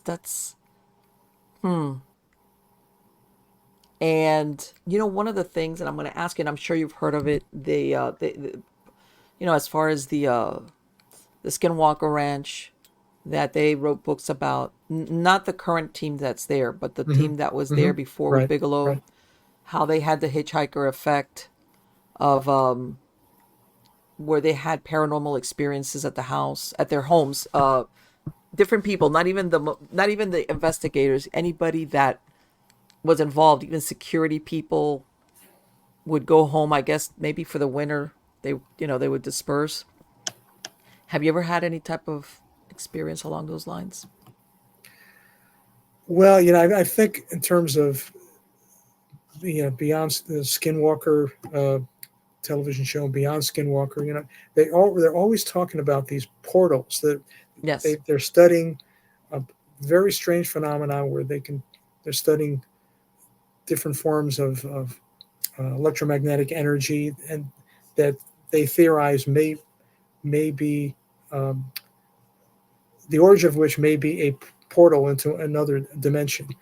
Hmm. Now, you know, in terms of my own experiences, I can't say I that anything I've experienced I would categorize, in a as a phenomenon that's outside of the alien abduction phenomenon. I haven't had anything that I would think would belong in a different part of the paranormal spectrum. But it's possible that you know there may be some way that abductees, as I mentioned, the fact that abductees may have this innate ability to see into another dimension, or maybe interact with intelligent beings in another dimension by virtue of the fact that they've been abducted, and that particular ability may outlast their membership in this abduction program. I can't really say I've had any experiences other than the fact that I things drop off shelves at times that I can't explain. I Okay. at night sometimes I feel, and other abductees have mentioned this, that there's a pressure on, as if something on the bed had sat down and then sat back up again, and Mm-hmm. as if there's something that you would think would be attributable to um, other paranormal events, like Mm-hmm. interaction with ghosts and other Right. similar entities. Nothing more concrete than that. Um, you know, I've often thought that as a result of having these experiences as a child, I've had an ability to communicate telepathically. I've actually done some studies with this, some Okay. experiments where I've tried to communicate telepathically with loved ones, and particularly my wife, and I've had some success. Now, whether or not this is, something that an ability I had that existed before my abduction experiences, or was a direct result of those abduction experiences, Okay. I'm not sure. But those are experiences um, I would describe as being paranormal, that may or may not have anything to do with alien Right. abduction. Like, is it one? The reason why I asked that, I can't connect them. before I even heard this thing about the hitchhiker effect and those people that were at the Skinwalker Rack or the Sherman Ranch, whatever they call it, I used to meet with a group that were, it was, UFO related. And, after the meeting, is we would have different people come from MUFON, do presentations. And several people tell me that after they had not even an abduction, they had seen, just let's say, the UFO, the lights, whatever, they started experiencing paranormal events at their house. And they couldn't figure out what one thing had to do with the other. Right. Like, what does, because of course everybody thinks two different things: paranormal, or whether you want to, it's a poltergeist, whatever, telekinetic. And UFOs were two totally separate things. And I remember discussing it with several people who had had either abduction and or sightings of UFOs all of a sudden start having weird stuff happening inside their houses, which, by the way, had gone on for years, right? And I was like, I hadn't heard of that myself.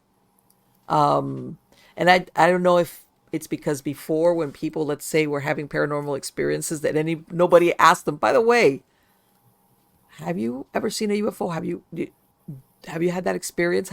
If they would have asked, but nobody would think to ask because everybody thought it was two separate things.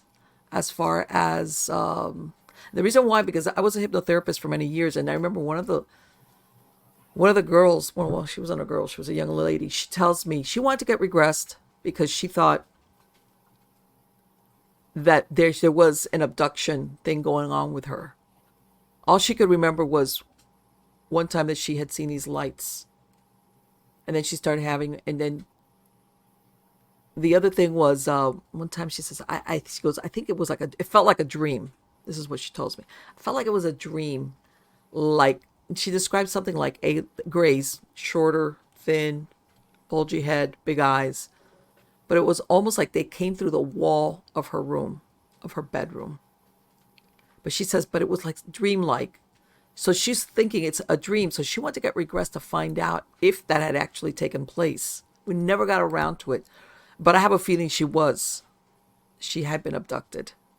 And, you know, it just, and again, people don't realize that sometimes, depending, everybody's different. If memories of an abduction are going to harm you psychologically, your mind is going to try to keep it down because some people can handle it eventually. But I think not everybody's built the same as far as to think I've been abducted. And I think that's why you have people sometimes with suppressed memories. It's not just necessarily because the aliens suppress the memories. You yourself might be suppressing the memory because it would be a difficult thing to deal with. Traumatic. Yeah. Yes, it would absolutely. It would be some type of trauma. Absolutely. So I think there's a lot of people running around out there suspect that they've been abducted. But And the episode you talked about does fit within this core alien abduction scenario. Now, I've had experiences where I've been levitated over my bed, and I can feel myself crash down onto the bed, and it's very, very startling.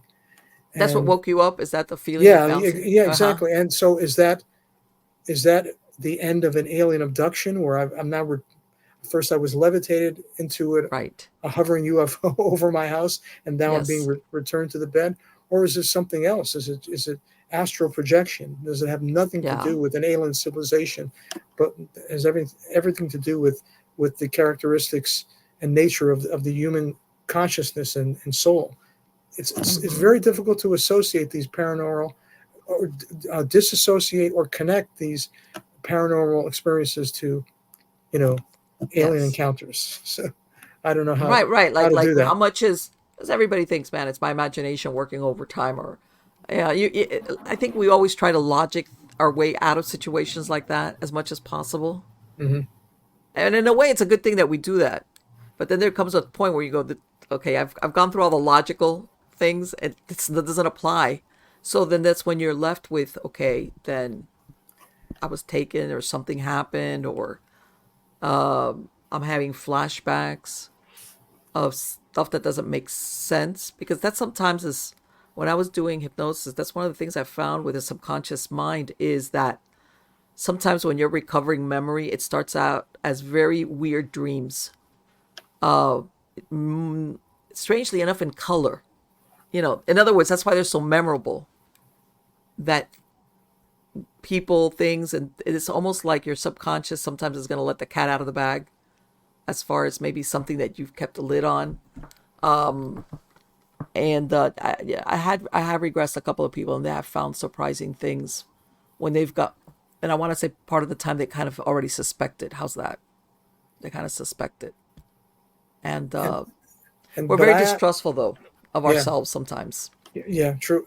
On the other hand, when I think of how many people, hundreds and thousands, see the same beings with the same anatomical appearance in the same setting on a table, a medical examination table, being subjected to the same procedures, it's hard to ascribe that anything to anything other than interaction with corporeal sentient beings. It's not Mm-hmm. a spiritual experience. It's not Right. that's not originating from the realm of the imagination. Right. Something materially is happening. The same thing, material thing, is happening to thousands and thousands of people. Is at least is my conclusion. Right. No, no. There's definitely, and again, physics is proving that a lot of things that we think are solid aren't solid.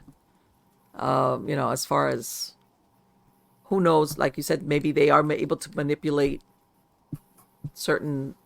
Like I said, that girl said they didn't come through the window. She goes, they came through the wall. They came through the wall, and it was three of them.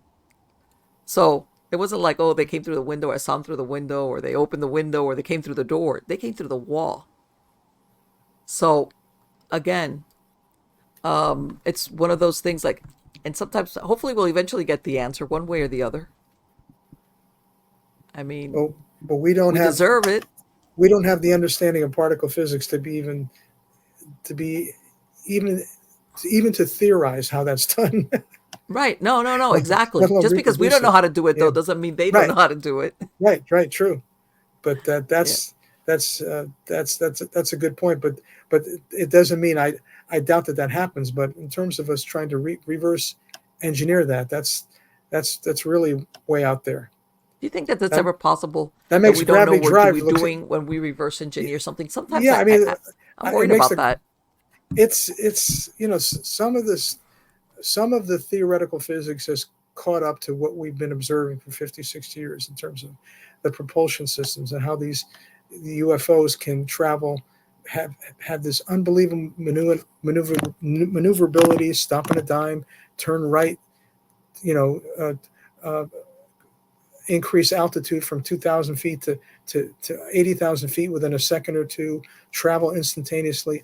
I think the theoretical physics has caught up to how we might be able to engineer a propulsion system that can do that, but it can never account for, human science could never explain the UFOs that we've been observing exhibiting these fantastic flight characteristics for Mm-hmm. 50, 60, 70 years. Those were not Exactly. ours. They're originally not No, ours. yeah. Do we have some of them?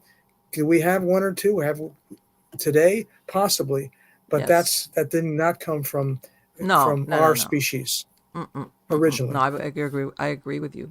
I agree with you. And one last question, Bruce. Do you think there's more than one species of XETs? Well, again, I don't know the nature of the master species, but I'm pretty convinced that the Greys are working for somebody, Mm-hmm. and whether it's whether it's the Nordics, the Blue Right. Syrians, the Pleiadians, Right. And that's what you always they hear. might be. They might There's be. some that they get along, and there's others that they're like, yeah.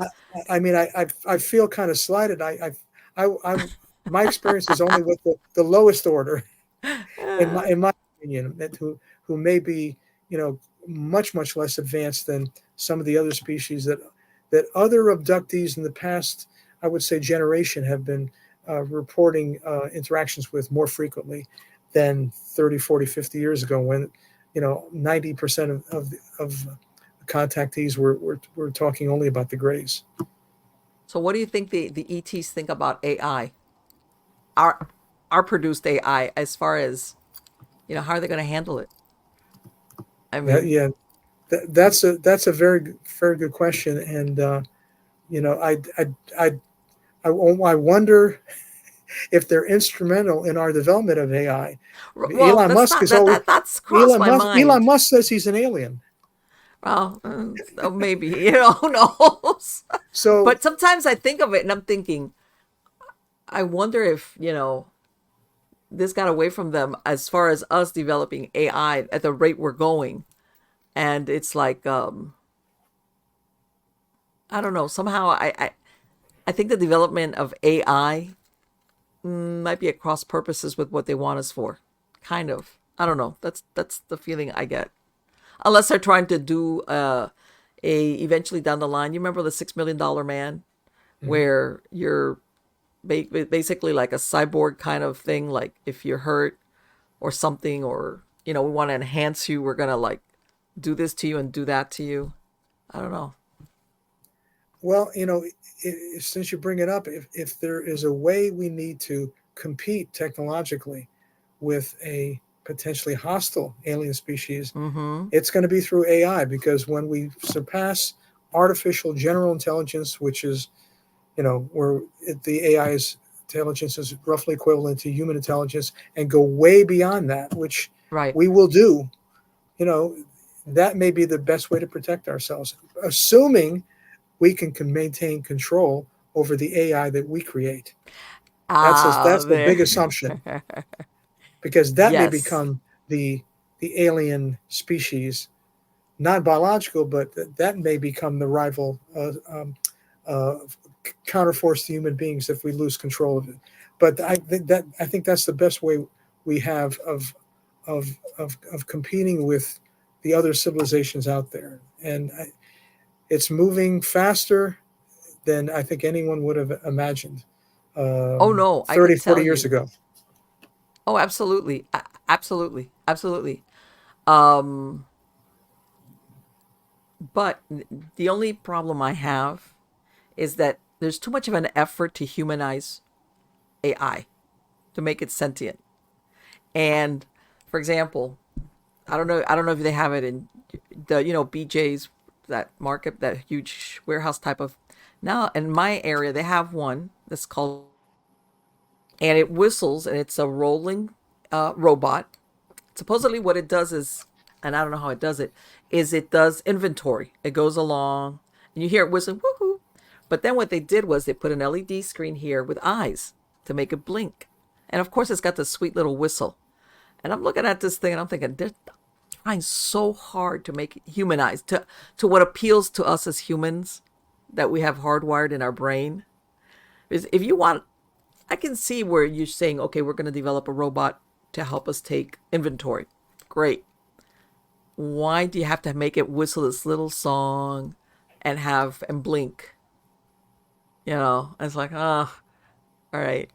That's like, and yeah, it just, you see it running around. Well, not running, it just rolls around, stops in front.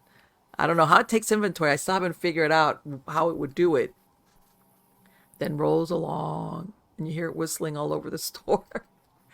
And yeah, I'm undecided as far as robotics and AI and how far it could get away from us, and it could be a real problem, I think, if it hasn't already. Well, that would make us feel more connected to the AI, but I'm looking for something that'll make the AI more connected to us, make AI view human beings as something that they have a vested interest for their survival. Because as soon as AI systems become self-aware and view themselves as being completely independent from human beings, that's when trouble can enter paradise. Well, I think that they want to. This is the impression I get. They're trying to humanize, or I don't know. First of all, if AI can become sentient, and they want to make it sound like AI would care about us the same way we would care about it, and it doesn't exist. And there's a movie, I don't know if you guys saw. It's called Ex Machina, or it came out like maybe 5 or 6, 7 years ago. Yes. But the premise is, I don't know if you saw it, that they develop a very lifelike robot. But it could even sense when you were lying because of its sensors. It could tell physically what are all the symptoms when even a human is lying. In other words, we're at a total disadvantage to this thing. But at the end of the day, it walks and talks and it looks human, but it's not human. It doesn't have feelings. It's still just mechanical. But it's got us at a disadvantage because it has all these things of basically scanning us. We can't even lie to it. How's that? It was a kind of a little bit. It was a very good movie, but it was kind of disturbing when you looked at it because we were getting the short end of the stick, and about the only sentience that everybody worries about is that it decides it wants to continue to exist. That's when we run into a problem where I want to survive, I want to exist, and you can shut me off. If that ever happens, for all we know, AI is never going to get to that point. Hopefully not. or it's what is it from Terminator Skynet, a Skynet scenario? See, now I'm thinking, which I fear more, an advanced alien, technologically more advanced alien civilization, or a more advanced AI that we create. I know. It's a catch-22. We need the AI to protect ourselves, but maybe you're right, and we should not. We should try to limit the development in certain respects of AI, sure, so that yes, we always have the ability to turn the power switch off. Sure, if that's possible. Of course. If that's possible. I tell everybody, you want to design some type of suit that you can get into, and like you said, either impermeable, or it helps you lift certain things, of great weight. And then when you're done, you take it off, and it's just like if you use a forklift. But, okay, that's different. The forklift is not going to come after you once you you turn it off. Right. And but that's just me. Yeah, I love technology, but I could see where it could become a problem, falling into the wrong hands. Here we go. Like Dr. Evil kind of scenario of somebody that thinks, well. And honestly, I'm going to interject this. Even nowadays with the workforce, I could see if I was a business owner especially of a bigger corporation, or I would probably invest in robotics for my employees, depending on what you do. They don't call out sick 24/7. Maybe you need to do maintenance on them, but it solves a lot of problems that employers have even now with employee shortages or inaccuracies or all the other Hmm. things. So, there's a good and a bad side to it, I guess is what I'm saying. Anyway, Bruce, what is the best way for my podcast listeners? Because I'll have a link to your website on the credits, but for the podcast listeners, what's the easiest way for them to find you? What site? On Amazon, they can search for Dominion Lost, a Okay. scientist on alien Let abduction me see if I encounters. can get that. Hold on. Let me see if I can bring it. And also search my name, Bruce Rapuano, on Amazon. Okay. Bruce Rapuano, Dominion Lost. I also have a Facebook page where they can find out what I'm doing, all my you know, find out about all my podcast appearances, and listen to Mm-hmm. various podcasts on Facebook. Okay, let me see if I can. Hold on a minute. Let me see if I can. That people could see the. Let me see. Hold on, folks. No, not that. So while you're looking, I Yes. just wanted to mention I have two books. Yes, go One ahead. one book is what I call a science heavy book, where I talk about how the implants work, and I talk about how gravity drive might work. That's the book you're looking at now. Right. And Okay. so there's a lot of scientific analysis. I also have a companion book, which is Okay. about 200 pages, which almost exclusively deals with my UFO close encounter and alien abduction experiences, with not as much of the analysis portion.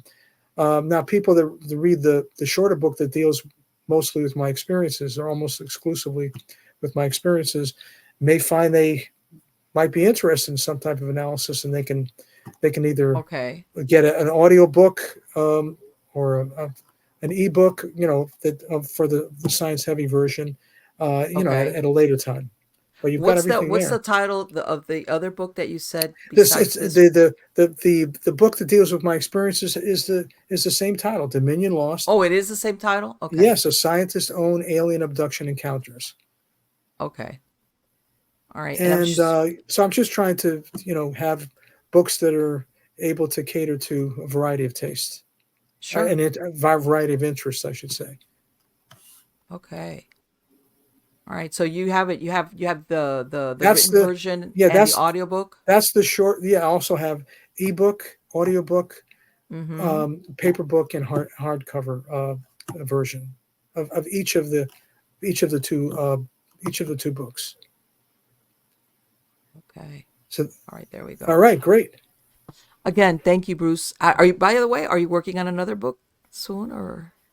I am working on another book, but it's something that I don't have much to talk about at this point. But Okay. it'll be in Okay. this it'll be in this general subject area. Exactly. Exactly. That would be so interesting. Again, I want to wish you the best of luck and thank you so very much for coming on the show. Thanks for the opportunity to be here. It was great to talk with you, No, Marlene. it was fantastic. Thank you so much and take care. Okay.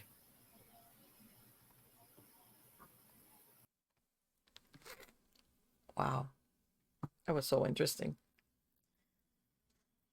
You know what? When I read the bio and that he had been taken from witnesses, for some reason I imagined that this was as an adult, that he was taken as an adult.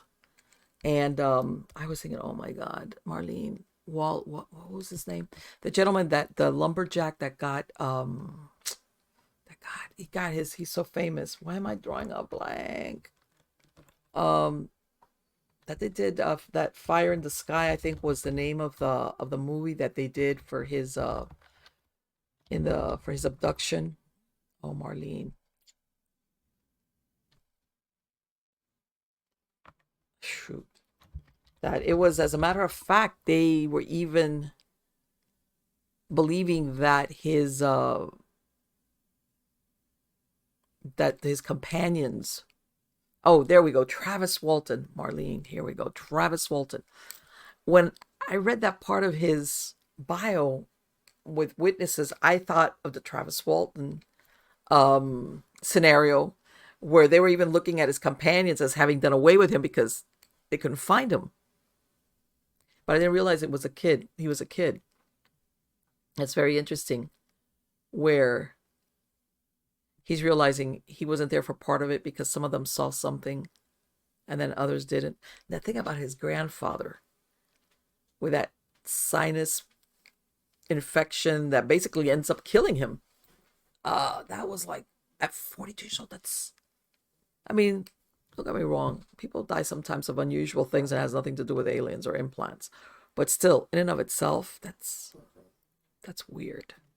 That's very unusual. And again, what do they want these implants for? Is it just to track? Is it, like when, we chip animals, not to lose them or to keep track of them? Are we, or is it, longevity? Okay. How long did this one last? 30 years, 40 years, 60 years? Or, hey, we've done genetic sampling of this family and short of an accident, they tend to either develop or not develop certain illnesses, and they have a life expectancy of whatever. Because, let's face it, a lot of our health is hereditary, good and bad. How's that? And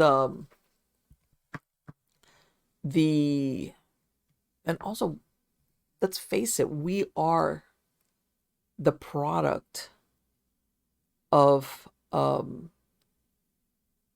how's this? We are the products of, we are the best versions of humans. How's this? We have probably in us immune systems that have gone sometimes through different scourges of illnesses.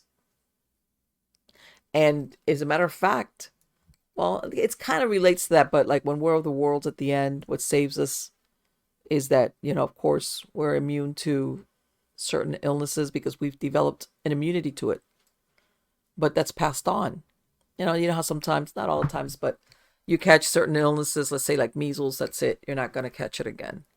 Or even if you have some type of illness that you catch it, but then if it does reoccur, it's much less. In other words, maybe what they're looking at is our immunities or tracking us for our immunities.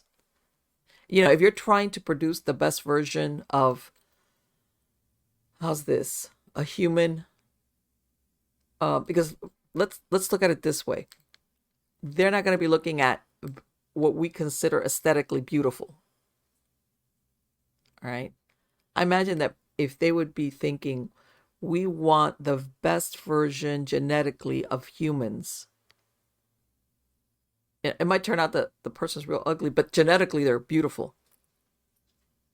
And maybe the best way to do it is like in all studies, it's long-term studies that give you the best results. The most complete picture is a long-term study. So maybe this is why they follow families, and then they start since youth, maybe through the stages of growth, because they're tracking in some way, shape, or form what happens with them. That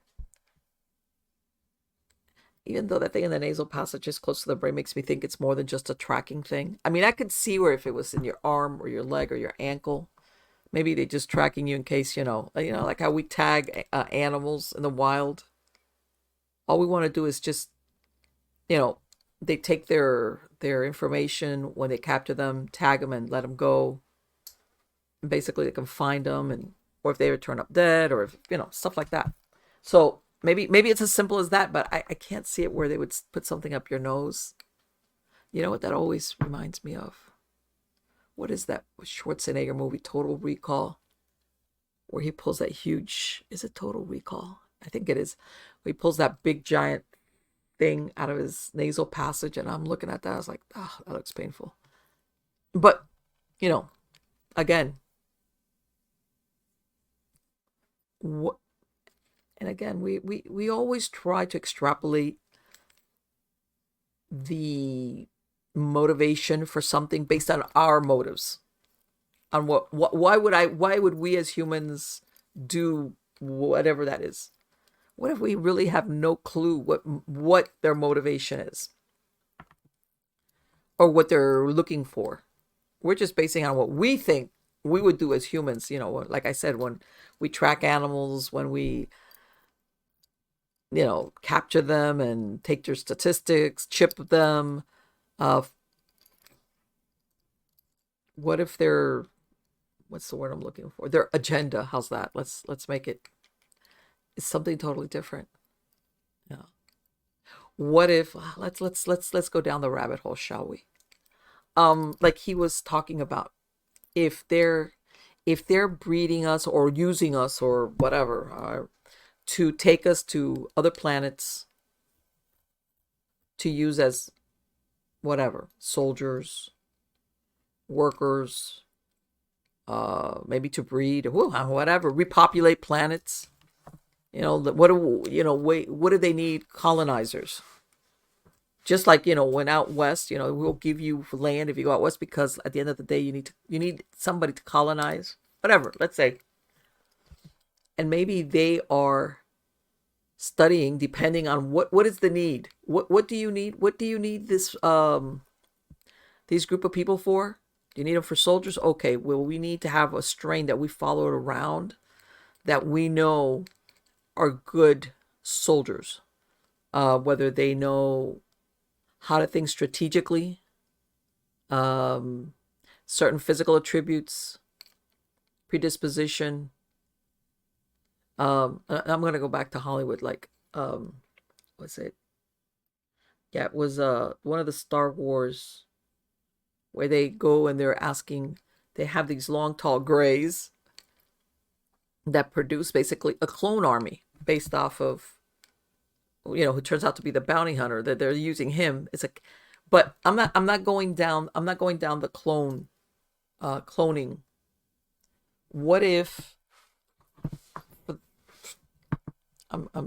what if the idea is, no, they don't want clones. We want the original, because maybe they have found out clones don't quite cut it. Longevity on clones is not good. Clones have maybe more physical problems. Yuppie, yuppie, yuppa. So whoever's out there in the marketplace of needing fill in the blank, all right, wants original stuff. All right. Original material.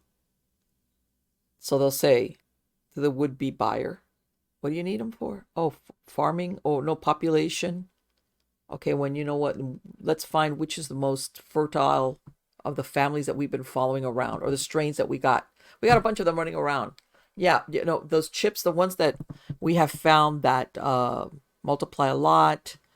They give, they give birth easily. In other words, I'm sure maybe they have a list of qualities.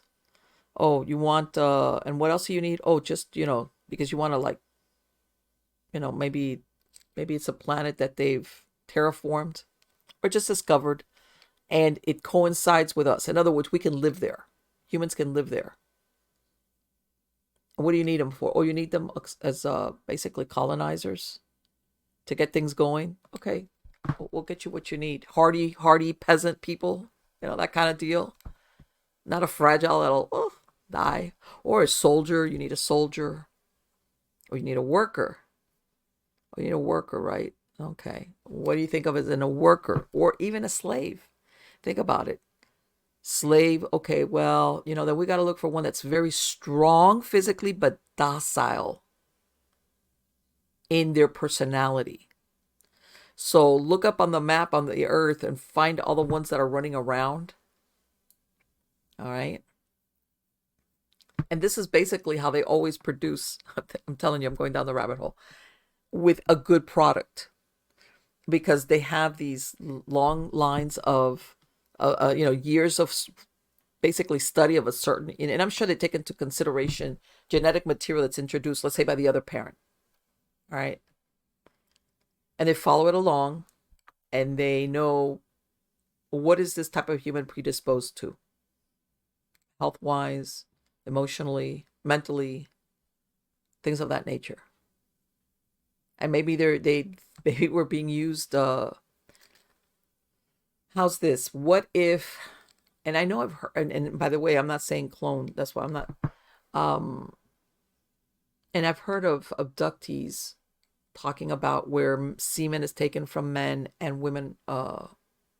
Basically, unfertilized eggs are taken from the women, and maybe that's what they're doing. In other words, it's not a clone; it's an original. They do the act of fertilization. They grow the child, okay, based on the demands of what they want. And then you might think, well, because everybody thinks of like like pour water on it, but no, maybe maybe their demands is, yeah, you want this 15 years from now, and we're talking here Earth years, okay? Okay, when we'll start growing them for you now. No, we don't have that fertilizer that'll give you a full-grown human in 10 years. Well, hey, you want the human species things? That's an investment in time. This is the same as, and I've seen it out here where I live, where people will have land and they will plant it with trees, whether it's timber, and they might not get their return for 10, 15 years, depending on what they're trying to grow on there. So it's like, yeah, we're investing, we've planted all of that, and we'll know X amount of time, they'll be ready, and then they can be harvested. Same thing. Oh, you want the humans? Yeah. Yeah, I've heard they're real good workers. The ones from the earth? Yep. Those, okay. Well, we could have them maybe for you in 15 years. You want us to get started on that? Why not? If we're going that, that you think, okay, well, why are they following us around? Why do they keep chipping us? Why do they keep basically tabs on us? Why are they monitoring us? Even our thoughts? Well, think about it. If besides our physical, health, or if, you have some that is like, oh, they have a genetic susceptibility to maybe certain diseases. No, that's not good. But at least we know that not that. In other words, remember, maybe they're following these certain lineages or at random, not only to include, but to exclude, to say, no, you know what, anybody's got that marker. We realize those people, they go nuts when around the time they're 22. Well, whatever. Just me making stuff up. Where that would be the reasoning why they follow us for generations. Because basically we're like a little marketplace. And depends on who's asking for what out in the, it's like anybody has pigs, cattle, whatever. Hey, let them grow. You have, which ones you have, what's good, what's not. Oh, what do you need it for? Oh, you want a meat animal? Yeah, I've got the runway for that. Okay. Oh, you want a cheap one? We got some for you too. I know it's kind of like a frightening thought because nobody likes to be thought of as that. And that thing that he said about the cattle and the serum, boy, I never heard that one, but that's a real eye-opener. I could see where maybe that does justify all the cat, because I was like, how many cattle are you going to kill? I mean, how many times are you going to study? This is a finite animal. I mean, it's not going to differ that much one from the other. But that thing that he said about the serum, that it's so rich in nutrients that that's a real. So yeah, maybe we're just like a big giant farm. The earth is like a big giant farm, and we're like, I don't know, like one of the animals running around. And maybe we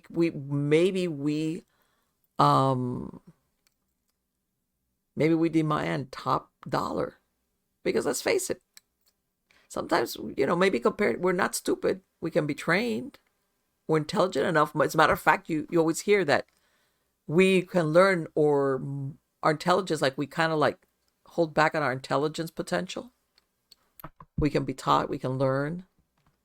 Our memory's good. We should live long lives. Comparison, I don't know, investment wise, if you're going to get an animal, because that's maybe how they look at us. You want something that's going to last for a bit, It's like, no, I don't want something that's going to die. Unless, maybe a rock falls on it, but outside of that, yeah, no. Why not? If after everything we find out they don't really want to hybridize us with us, all they want us for is to ship us off to distant planets to serve for whatever it is needed. Whatever is needed. Servants, farmers, colonizers, soldiers, or experimenters. What if and let's face it, if they have how's this? And maybe they do it different planets. In other words, it's not us. Let's say if they could do this in other planets with other types of living forms. And let's say they find a certain planet with a certain atmosphere, gravitational, whatever is there. All right. And, you have to find a compatible life form in order to use it there. So, yes, they have other types of being, species, whatever you want to call it, on other planets that are compatible with stuff that it would kill us instantly, and vice versa. That if you brought them here, so it's like, oh, what kind of planet you got going on there? Oh, that. And what's your composition of your atmosphere? Okay, what's the temperatures on the surface? Oh, that. Okay, yeah, that sounds like a human being kind of planet. What do you need? Oh, okay. Kick in the head. Anyway, guys, I hope you liked this interview with Dr. Rapuano. God, very interesting. And again, I'm going to have a link to his website on the credits of the show. And if not, as you saw on Amazon, you can find his book, different versions, whether it's print, audiobook, ebook, etc. He's working on something else. And of course, sign up for my newsletter for Substack. You can go to Miami Ghost Chronicles. You can go to mppellicer.com. Like I said, at Miami Ghost Chronicles on the main website, you're going to have everything, unless you want, go to Nightshade Diary for Nightshade Diary, stories, supernatural story time, stories of the supernatural. Miami Ghost Chronicles has all these shows, whether it's the video or the podcast version. Also, you can find me on Spreaker and almost each and every podcast platform that's out there. And also you can find the video versions of this on Rumble, on CloudHub, on BitChute, and of course YouTube. You're going to find me on all these video platforms with a video version of the show. And again, I have a lot of interesting guests coming on. Because let me tell you something, a lot of stuff is happening. I mean, this thing with the AI, things are, because before technologies was advancing, but it was advancing at a rate that but it's like picking up speed, like it's the snowball effect. It's going faster and faster. And sometimes, the implications, is by the time you figure out what the implications are, it's too late. It's here, all the implications, but wait, too bad, too late, bye. It's in the rear view. So I think that deserves, there's a lot to talk about in that. How's that? So anyway, guys, I will be back again very soon with, who do I have next week? Yes, I know who I have next week. You're going to really like this person. Very, very interesting. So again, sign up, subscribe, wherever you find me, subscribe. So that way, usually what I do is I try to premiere what's coming out that month so that ahead of time who's going to appear and what's the time slot, etc., so on and so forth. All right. And we're in July. Yes, July, Marlene. July. And I know doesn't seem like it, but we're April. No. 3 months away from Halloween. Yes, I will have a Halloween show again this year. I don't know what the theme is going to be, but I'm going to have a Halloween show. And so, yeah, that's the way it is. You have to prep for things. And it's incredible to think of. It's only 3 months away. And then we, slide on out of the year. It's like, what? So again, guys, till next time, take care. You're all wonderful.